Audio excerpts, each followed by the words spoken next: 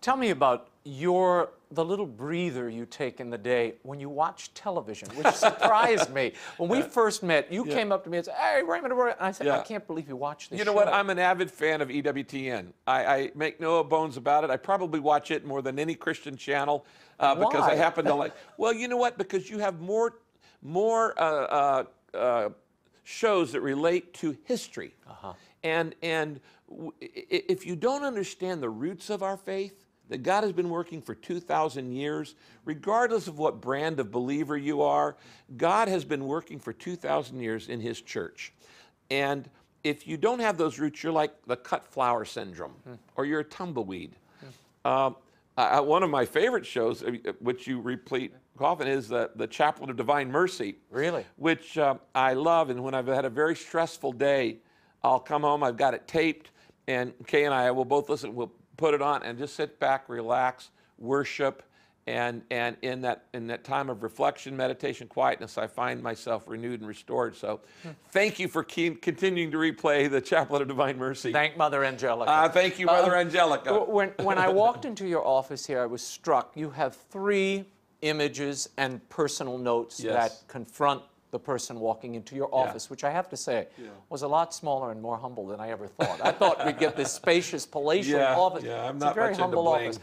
And there is Mother Teresa, Martin Luther King, and Billy Graham. Why those 3? What do they give you, and what have they given you? The only one who's missing was Pope John Paul II. Those 4 people were the greatest influences on the 20th century, without a doubt, without a doubt. And each of them represent lessons that I've tried to learn. Mother Teresa, I had the privilege of writing the foreword to a book honoring the 100th anniversary of her birthday, and she wrote me, there's that note in there that says, "Be holy, for God is holy and He loves you." And Mother Teresa taught the world that the face of Jesus is seen in the poor, that we need the poor. Not only do the poor need us, we need the poor. And God has chosen, does God have favorites? Yes, He does. He loves the poor. There are over 2,000 verses on the poor in the Bible. And God says, you care about the poor, I'll care about you and your needs. So Mother Teresa taught that. Billy Graham was one of my 9 mentors. All of my mentors are now passed on in heaven, except Billy. He's 95. I went to his 95th birthday. Billy Graham taught me how to be a Christian statesman. He taught me how to relate to people of different faiths, relate to world leaders. And he also taught me about how to maintain moral integrity.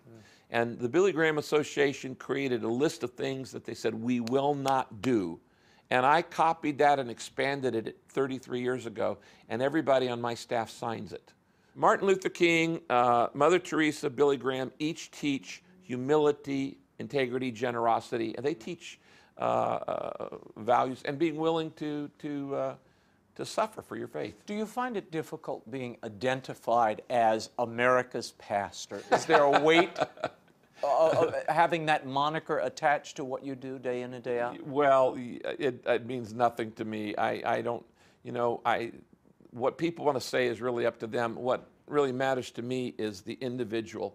And if notoriety allows me to influence people and point them to Jesus, that's what it's all about. You know, Ray, when I wrote Purpose-Driven Life, I wanted to start this book with the most counterculture statement I could possibly think of.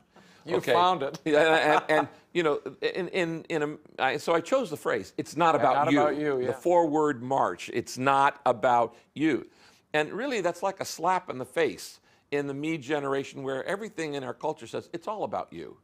Okay, it's all about me, how I look, how I feel, what I want to do. It's my life, it's my body, it's my money. And when I say it's not about you, it's really about the most counterculture thing you could say. What I didn't know was how often I was going to be tested on that statement once I said it. It's not about you. And I often have to say that phrase 8 or 9 times a day. When I'm criticized unfairly, it's not about you. When I'm praised, it's not about you. When people misunderstand me, it's not about you. When people challenge me or question my motivation. It's not about you. And I have to say that I had no idea how many times God was going to test me on that the rest of my life. Now, are you sorry you wrote it? No. Not at all.